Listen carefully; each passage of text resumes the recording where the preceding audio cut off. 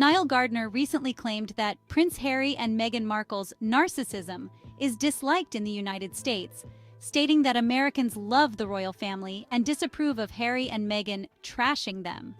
According to Gardiner, this has led to a huge backlash against the couple on both sides of the Atlantic. But is that really true? I'm not buying it. These claims seem way off base. It's like saying pineapple doesn't belong on pizza.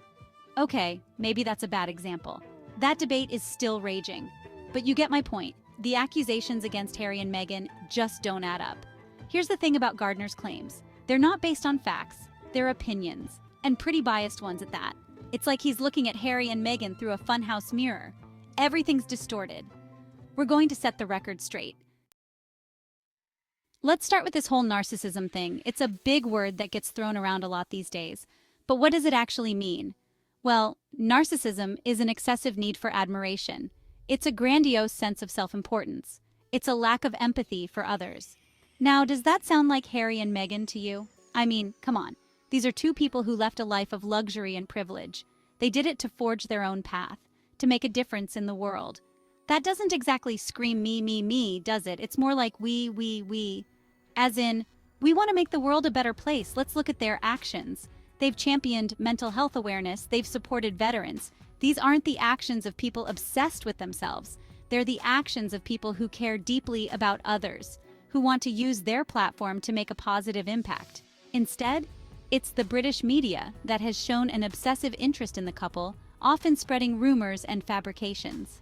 The media's relentless coverage creates the false impression that Harry and Meghan are seeking attention. The British media is constantly pursuing stories about Harry and Meghan, turning them into subjects of unwarranted scrutiny. They've got an obsession with Harry and Meghan. It's like they're addicted. They can't get enough. But here's the problem. Their coverage isn't exactly fair and balanced. It's more like a funhouse mirror. Everything's distorted. Every move Harry and Meghan make gets scrutinized. Every word they say gets twisted. It's like playing a game of telephone, but with millions of people. By the time the message reaches the public, it barely resembles the original. And that distorts public perception. Big time. Think about it.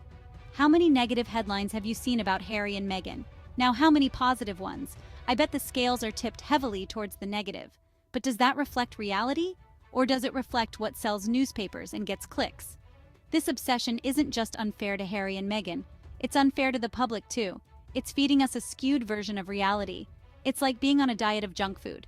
This behavior suggests that the media, not Harry and Meghan, are the ones excessively interested in their lives. However, most Americans do not consume news from the British media and have had the opportunity to see Harry and Meghan for who they truly are, free from the distortions of tabloid journalism. Gardiner claims Harry and Meghan are unpopular in America. But is that really true? Let's look at the evidence. And folks, there's a lot of it. It's like trying to ignore an elephant in a tutu. Now there's an image for you. First up, awards. Harry and Meghan have racked up quite a few since moving to the States. They received the President's Award from the NAACP. That's a big deal, folks. It's given for special achievement and distinguished public service. Not exactly something you'd give to unpopular people, right? Then there's the Ripple of Hope Award from the Robert F. Kennedy Human Rights Organization. This award honors exemplary leaders across government, business, advocacy, and entertainment. Again, not something you'd give to folks who aren't well-liked or respected. Contrary to Gardiner's claims, Harry and Meghan are not unpopular in the U.S. The numerous awards they have received since leaving the royal family, a testament to their positive impact and recognition. These honors reflect their dedication to various causes, including mental health, social justice, and humanitarian efforts. Let's dig deeper into America's love affair with Harry and Meghan. It's not just about awards and business deals. It's about a genuine appreciation for who they are and what they stand for. In a world of carefully crafted public images, Harry and Meghan come across as refreshingly real. They talk openly about their struggles. They're not afraid to show vulnerability. That resonates with people. It's like seeing a reflection of our own human experiences in the public eye. Then there's their work ethic. Americans love a good hustle, and Harry and Meghan are hustling hard. They're out there starting new ventures, supporting causes, making things happen. It's the American dream in action, folks. Americans appreciate Harry and Meghan for their work and integrity. The couple's efforts to create positive change resonate with many, and their popularity is evident in the recognition they receive.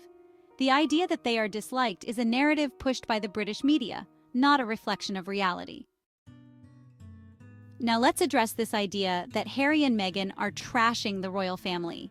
It's a claim that gets thrown around a lot. But folks, it's about as accurate as a blindfolded archer. Let's set the record straight. Harry and Meghan haven't been trashing anyone. Harry and Meghan have largely separated themselves from the royal family and have focused on their own lives and initiatives. It's rare for them to publicly discuss the royal family, contrary to the claims that they are trashing them. Harry and Meghan have been sharing their experiences, their truth. And yes, sometimes that truth isn't pretty, but that doesn't make it trash talk. It makes it honest. It's like when your friend tells you your breath stinks. It might not be pleasant to hear, but they're doing you a favor. What Harry and Meghan have done is separate themselves from an institution that wasn't working for them. They've chosen to forge their own path, to focus on their own initiatives. That's not an attack on the royal family, it's a personal choice. Instead, it is the British media that constantly brings them up in royal contexts, often negatively.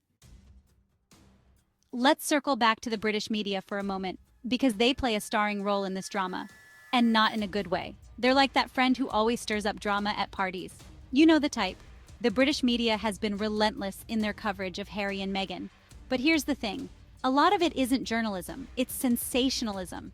It's taking a grain of truth and blowing it up into a sandstorm.